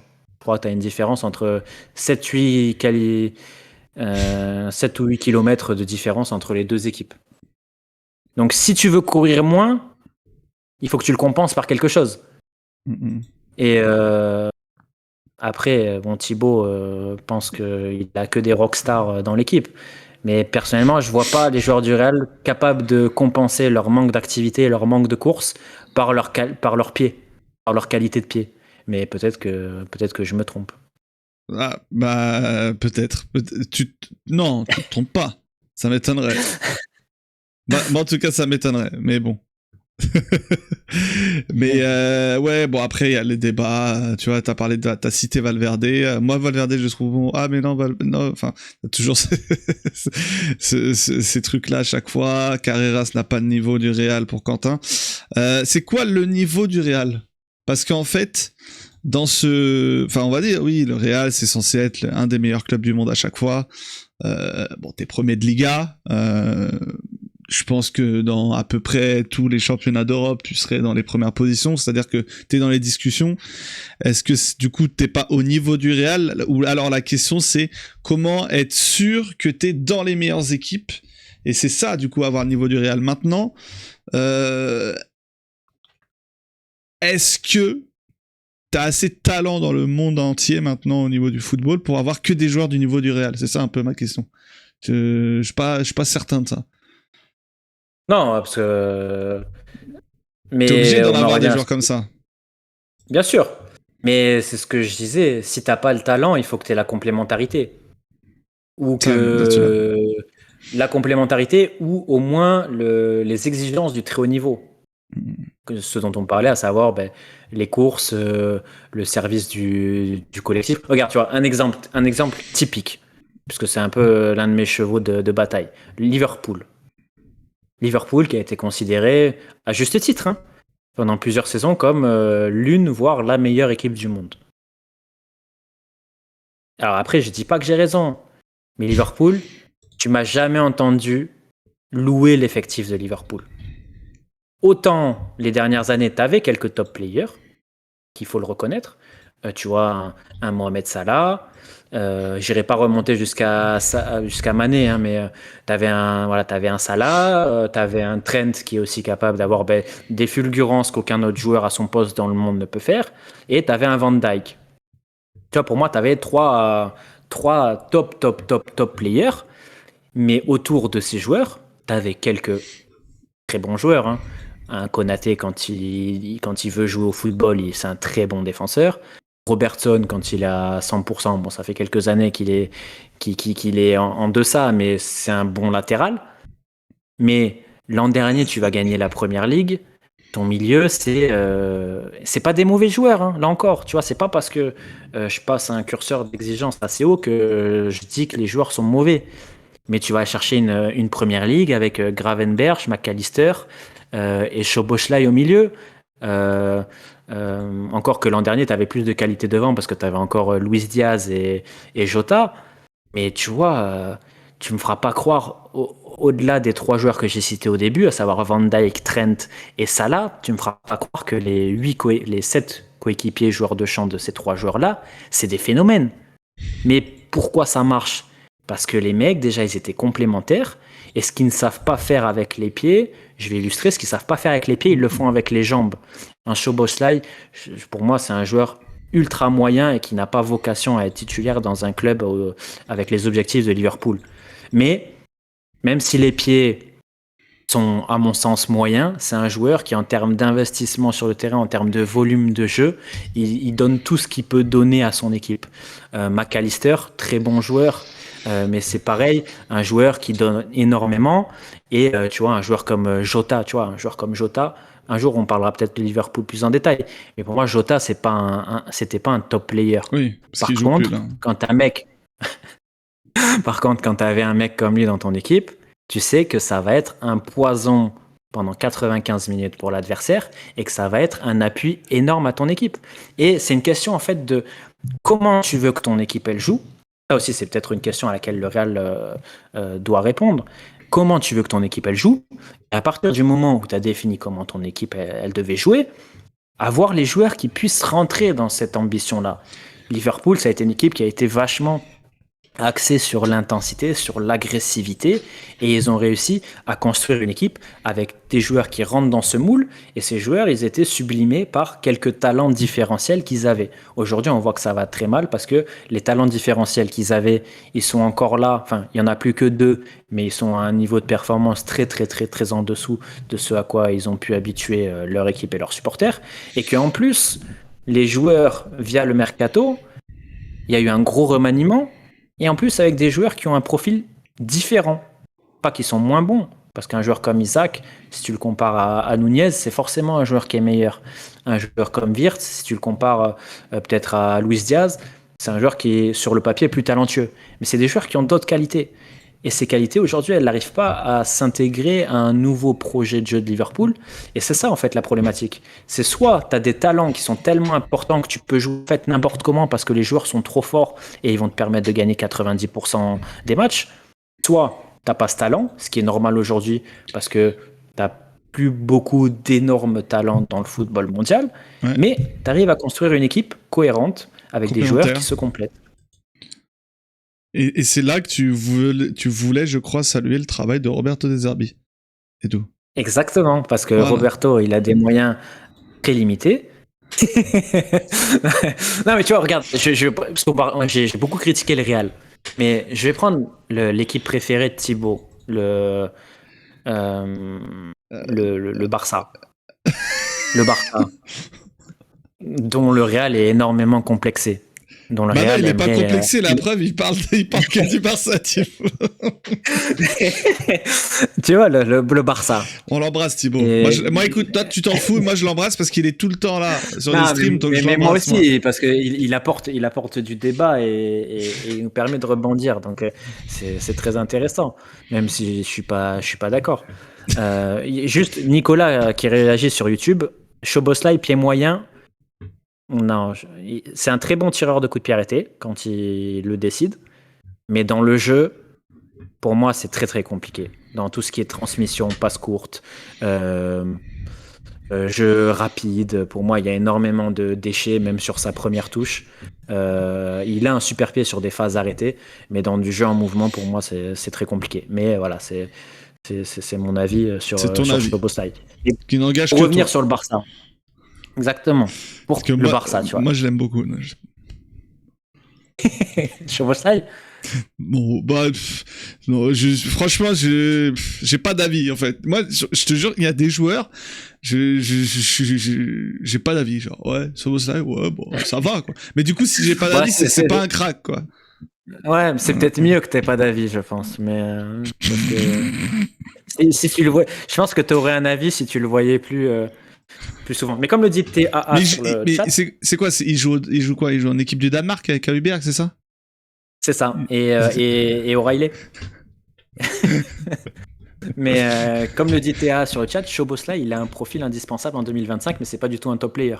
Tu vois, typiquement, il a des qualités qui sont c'est ça, je suis indispensables aujourd'hui pour être au plus haut niveau dans le foot, mais intrinsèquement, en termes de talent, c'est faible.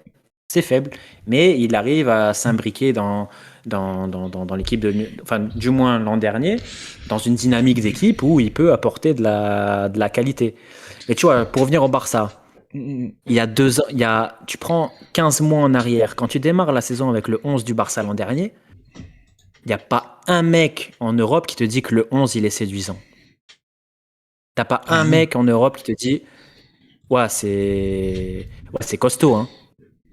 Un an après, dans l'esprit de 85% des suiveurs de foot, c'est très fort.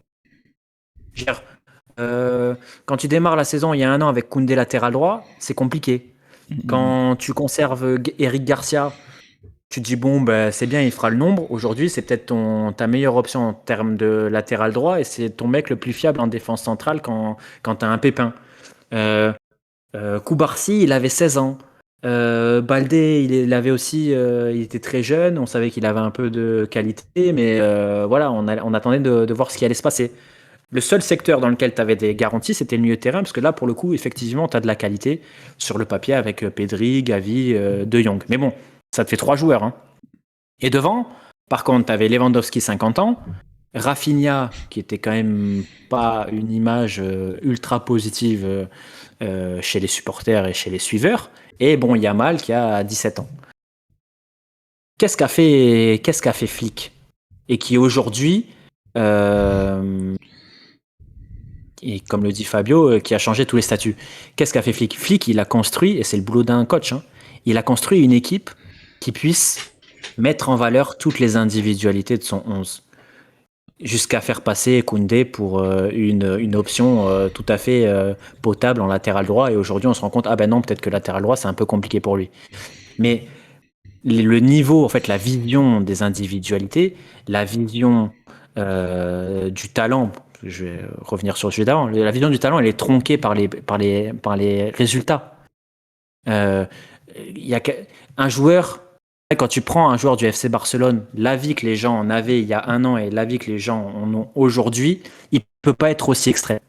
Je veux dire, un joueur, il se réinvente pas, il s'invente pas, il se transforme pas en un an, sauf cas extraordinaire. Donc, si ton avis en un an, il a autant changé, c'est qu'il y a un problème. Et si ton avis, il a autant changé, c'est justement parce que le coach qui avait les joueurs, qui a coaché ses joueurs, il a réussi à mettre en place quelque chose qui colle à ses qualités. Demain, tu prends un nouveau coach au FC Barcelone qui te dit vas-y, je veux faire un jeu de position avec beaucoup de possession, beaucoup de jeux latéral, des actions beaucoup plus longues, etc., etc. Mais un joueur comme Koundé, il va être énormément exposé. Si tu fais bloc bas derrière avec une défense qui défend beaucoup plus bas, avec un Araujo et un Koubarsi, ils vont être beaucoup plus exposés. Ça va beaucoup moins coller à leur capacité. Si un joueur comme Baldé, il est pas en capacité d'apporter des courses dans la moitié de terrain adverse, il va être beaucoup moins mis en avant. Et en fait, c'est ça que les gens, je pense, ont un peu de mal à comprendre, c'est que au-delà des talents extraordinaires, tu vois, par exemple comme un Pedri, un Yamal, un Mbappé au Real ou même un Bellingham, tu vois, une poignée de joueurs dans le monde qui peuvent briller dans toutes les équipes, sous tous les coachs, dans toutes les configurations d'équipe. Il faut se rendre compte que les joueurs à côté, pour être performants, ils doivent être insérés dans une façon de jouer qui va pouvoir, d'une part, masquer au maximum leurs défauts et capitaliser un peu sur leurs qualités. Et ça, c'est une problématique qu'aujourd'hui a Slot à Liverpool, qu'a Xabi au Real, parce que quand tu n'as pas une somme de talents autosuffisants, de talents différentiels, il faut que tu recherches un modèle de jeu qui puisse tirer au maximum ce que tu as sous ta main. Et ça, c'est des problèmes aujourd'hui qui sont très difficiles à résoudre, que ce soit pour le Real et pour Liverpool, pour des raisons différentes, mais qui ne Je trouve dépendent que pas ça se ressemble quand uniquement. même. Les raisons sont différentes, mais elles sont causées, on va dire. C'est des espèces de compromissions sur le collectif et sur les styles, sur les profils, qui font que bah maintenant tiens, on a tout ça, on se débrouille. Ah bah ouais, mais c'est pas aussi simple que ça, tu vois. C'est t'as refusé, je pense, au côté Real, de recruter des joueurs qui, à mon avis, auraient pu te permettre d'avoir un effectif plus cohérent, plus complet sur pas mal de zones du terrain. Et à Liverpool, je pense que t'as fait n'importe quoi. T'as acheté tout ce que tu pouvais acheter.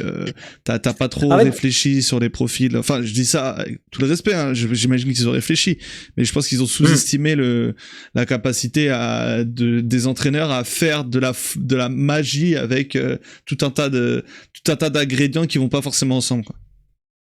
En fait, je pense que Liverpool, moi je suis pas trop critique sur leur mercato, dans le sens où pour moi les joueurs qu'ils ont recrutés, pour moi c'est tous des très bons joueurs, chacun dans leur registre, chacun leur poste. Je pense que c'est des très bons joueurs, mais qu'en fait ils sont insuffisants dans une vision d'ensemble. C'est-à-dire que quand tu décides d'aller chercher un Wirtz, et au-delà même des recrues, alors c'est vraiment un truc sur moi qui est pour moi le plus important, mais qui sera peut-être pas partagé par des gens qui suivent Liverpool plus régulièrement et avec plus d'attention que moi. Mais au-delà des recrues, ce que je trouve le plus marquant dans cette intersaison de Liverpool, c'est la perte de Jota et Diaz. Parce que c'était pas les meilleurs joueurs de Liverpool. C'était pas les joueurs les plus talentueux. Mais par rapport à la façon dont jouait Liverpool, pour moi, c'est des joueurs qui sont fondamentaux. Qui étaient fondamentaux parce que ils apportaient, c'était pour moi les deux plus gros vecteurs d'intensité dans cette équipe. Par leur course, par leur percussion avec, sans ballon. Et quand tu perds ces deux joueurs-là, qui sont en plus les deux plus intenses du trio devant, parce que Mo Salah, c'est un catalyseur de ballon, c'est un joueur capable de faire des différences, mais c'est pas quelqu'un qui, dans le profil de joueur, t'apporte de l'intensité. Donc si tu perds cette intensité offensivement et qu'en plus ton top il perd en perf, ça fait énormément. Enfin, tu perds énormément. Et avec ces deux joueurs, pour moi, tu as perdu une grande partie de l'ADN de cette équipe. Et tu les as remplacés par des joueurs qui sont très talentueux, mais qui sont très différents. Ouais, toi là, exactement. Donc en fait, pour moi, quand tu prends Wirtz, et c'est pas un joueur que je regarde pas la Bundesliga, donc j'ai pas la prétention d'être un expert. Voilà. Mais tu vois, il est pas bon. Mais quand j'ai vu Liverpool cette saison, quand je l'ai vu jouer à Liverpool, bien sûr qu'il est pas bon, qu'il performe pas. Mais tu vois que c'est un joueur différent. D'une part par sa qualité intrinsèque et d'autre part par son profil. Donc tu comprends en fait que à partir du moment, j'ose espérer que c'est pour ça qu'ils l'ont fait. Mais quand tu fais Wirtz cet été, c'est que tu aspires à ce que ton Liverpool il joue différemment. Mais pour jouer différemment, même les 5 recrues, parce qu'ils font quoi? Ils font Frimpong, Kerkez, Wirtz, Isaac, Ekitike et Léonie aussi derrière. Et Léonie, ouais. Mais dans les supposés titulaires, t'as que ça. T'as pas de milieu. Mais 5, ça paraît énorme parce que tu prends 5 très gros, enfin 5 de gros à très gros joueurs. Pas mal dépensé d'argent. Mais c'est insuffisant. Exactement, oui, tu as dépensé énormément d'argent, mais c'est insuffisant en fait pour changer quelque chose, pour changer l'ADN de ton équipe. Ça se fait pas en un seul été et ça se fait pas avec 5 joueurs seulement. Pour moi, la problématique de Liverpool aujourd'hui, d'une part, c'est de vraiment prendre position et de savoir si c'est avec Slot que tu veux faire ce renouvellement pour les 2-3 prochaines années, mais c'est surtout de travailler, même si ça va encore demander de l'argent, mais ils ont la possibilité de le faire, de continuer à renouveler ton effectif. Tu sais qu'un Van Dijk, ça devient compliqué. Konaté, c'est catastrophique. Le milieu de terrain, tu te rends compte que ce milieu de terrain-là, qui n'est pas un mauvais milieu de terrain, mais dans une équipe qui veut être beaucoup plus proactive avec ballon et moins dans l'intensité, ça manque de qualité parce qu'un Szoboszlai, un Gravenberch et un McAllister dans le jeu, c'est quand même pas extraordinaire. Tu sais que tu dois aussi réussir à trouver une façon d'intégrer Wirtz dans le cœur de ce jeu-là. Et 5, c'est insuffisant. En fait, pour moi, tu as une refonte totale du 11 à faire. Et donc là, il se retrouve un peu dans cette situation d'un entre-deux où on n'a plus vraiment le même ADN que l'an dernier. On a des nouvelles recrues à insérer, mais qui sont quand même dans des registres aussi différents. On a des top players qui sont très largement en dessous de leur niveau. Et ça coûte très cher. Tu vois, quand tu as un Van Dijk qui a ce niveau-là de performance, alors que c'est censé être quelqu'un, justement, et Konaté avec, bien sûr, mais que si tu as un Konaté et un Van Dijk à 100%, tu peux traverser toutes les tempêtes parce que ça va être le palier de ton équipe. Tu sais que tu vas pouvoir vraiment t'appuyer dessus et même si devant ça tourne pas trop, tu sais que derrière au moins t'es costaud, t'es stable et le temps fera que petit à petit ça va se mettre en place. Mais là, défensivement, t'es horrible. Et c'est ça en fait, toutes les plus grosses équipes, c'est un poncif que je vais dire, mais si défensivement c'est compliqué, offensivement ça ne tournera pas. Si tes bases elles sont pourries, et là Liverpool ils sont en plein dedans, ils ont eu ce petit coup d'orgueil les 2 dernières semaines où ils gagnent le Real et ils gagnent le week-end d'avant, je sais plus contre qui en championnat, parce que tu vois ils ont réussi à mettre un peu d'orgueil, un peu de combativité, un peu de course, mais tu vois ça c'est une recette, elle a duré 2 matchs. Quand tu avances un peu dans le temps et que tu joues contre une équipe qui est d'un calibre supérieur, la combativité, l'orgueil, ça tient pas. Et pour moi, Liverpool, ils doivent à tout prix assurer un top 4 qu'ils peuvent quand même avoir. Hein. Mais ils sont pour moi, ils ont démarré un chantier qui est d'une très très grande envergure et qui malheureusement ne peut pas se solutionner. J'en parle souvent avec mon ami Ilyes, supporter de Liverpool. Pour moi, les seules améliorations que peut faire Liverpool cette saison, c'est que du cosmétique. C'est, tu vois, des petits ajustements, peut-être un joueur un peu meilleur qu'un autre, un petit aspect, peut-être un petit aspect psychologique, un petit électrochoc. Mais vraiment dans la structure, dans vraiment la génétique de cette équipe, pour moi, tu peux pas aller au-delà du cosmétique.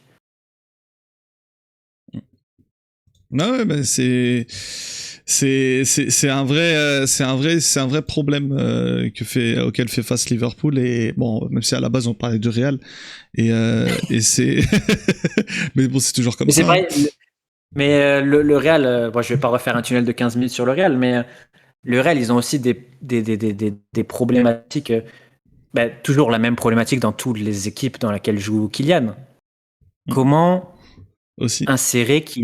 comment insérer ton numéro 9 à 50 buts par saison de la meilleure des façons, en sachant que il y a aussi des aspects dans lesquels il te coûte cher dans une équipe. En fait, le plus gros problème de Kylian, pour moi, c'est qu'il n'a pas de zone. Tu sais, il n'y a pas aujourd'hui, il n'y a pas une zone où tu te dis, vas-y, c'est la zone de Kylian, et autour de cette zone, on brode.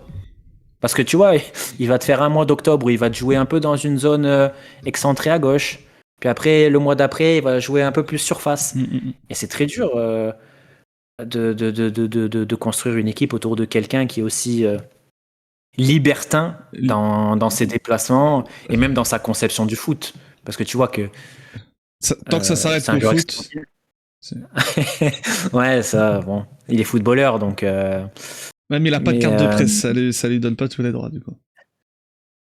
Mais je crois qu'il fréquente que des personnes qui ont plus de 18 ans. Bon.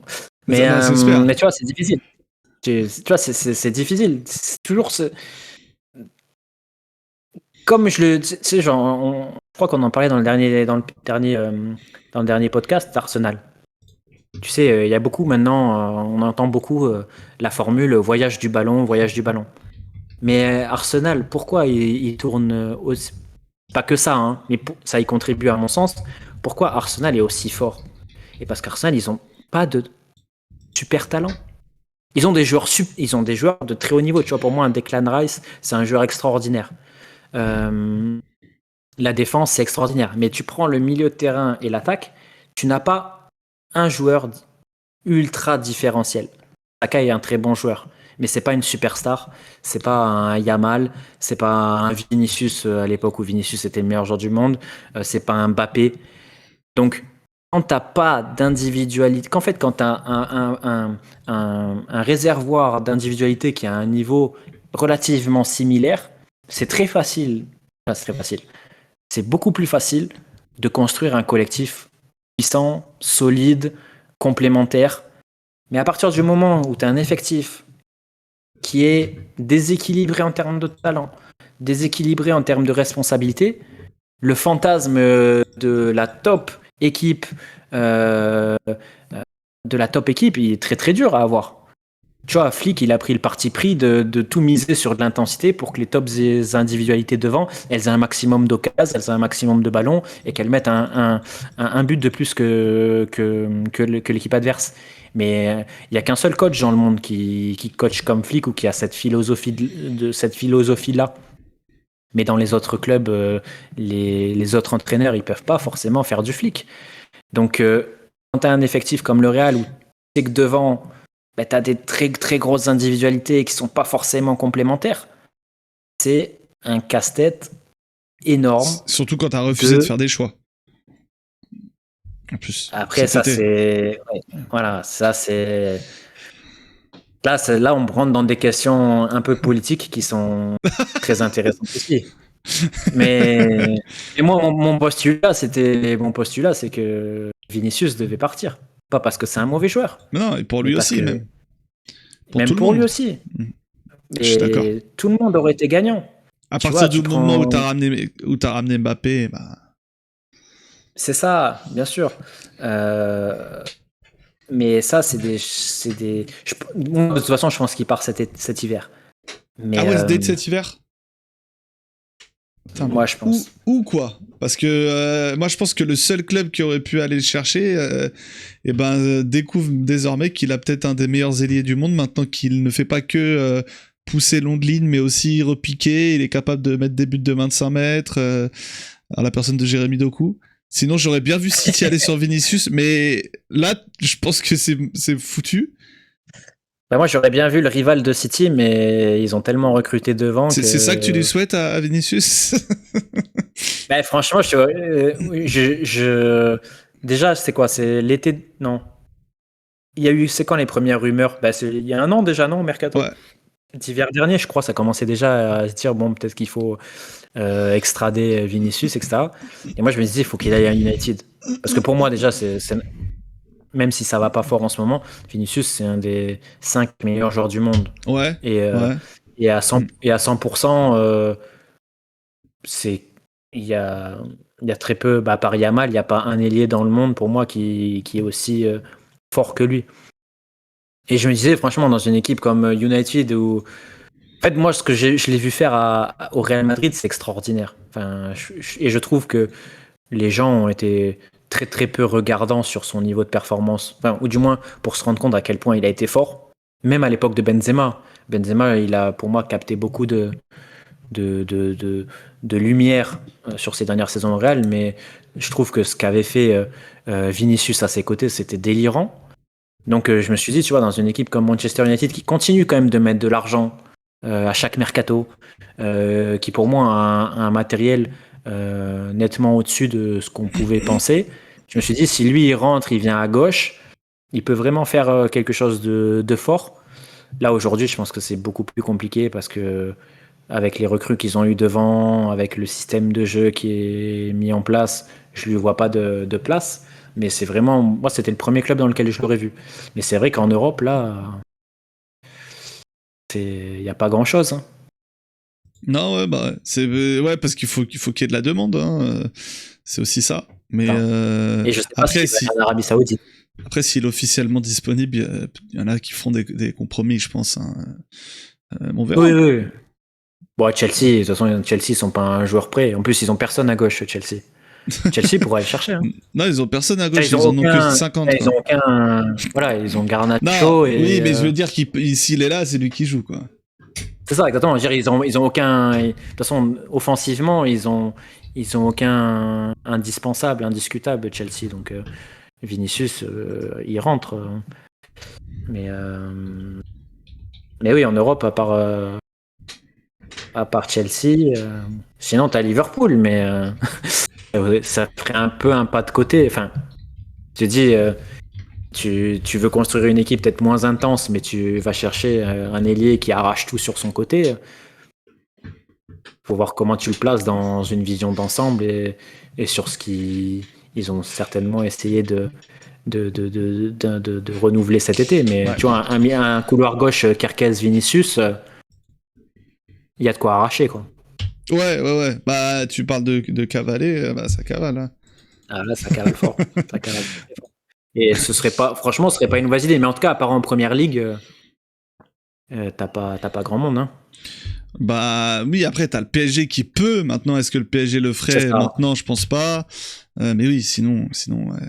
Moi, mon rêve, il est particulier par rapport à Vinicius, mais je pense que ça arrivera jamais parce que le club en question ouais, c'est ça. Bah, c'est que ça fait longtemps que j'en parle. Mais le club en question n'a pas les moyens, je pense, de payer ne serait-ce que le salaire. Donc, mais bon. Il faudrait que Marcus fasse une fasse beaucoup de bols de soupe cet hiver, quoi. Faut que beaucoup de bols de soupe à servir à Manchester pour Marcus. Mais... Ouais. Moi, je le veux pas au Barça. Arrête, Pep Guardiola. C'est faux, tu peux pas dire ça. Moi, je veux. Moi, jamais de la vie. Figo, on a besoin d'un nouveau cas Figo dans le football. Mais toi, t'es un pourri, toi. C'est pour ça que tu T'as compris que le football m'intéressait plus, moi. Mais oui. Mais oui. Bah écoute, Edu, merci pour tout. Bah, on a bien bossé, hein. J'ai l'impression. Après, peut-être que on a une mauvaise impression, hein, tu sais. J'ai encore donné des ulcères à Thibaut, donc c'est une mission réussie pour moi ce soir. Il s'est même barré, donc c'est dire.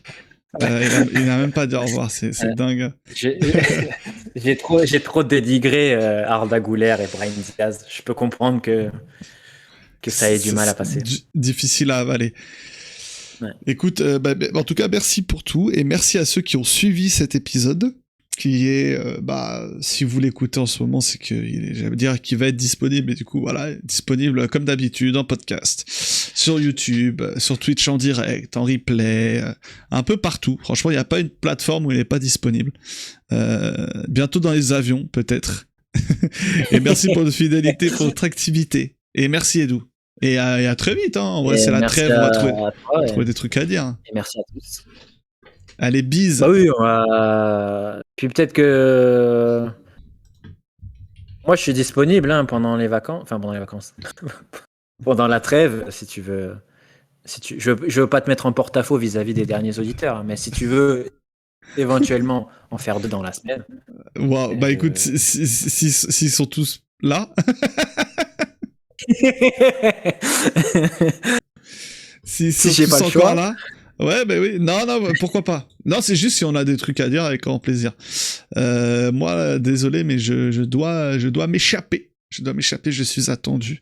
Mais on se revoit demain, les gars, en stream. On se revoit demain en stream, vous inquiétez pas.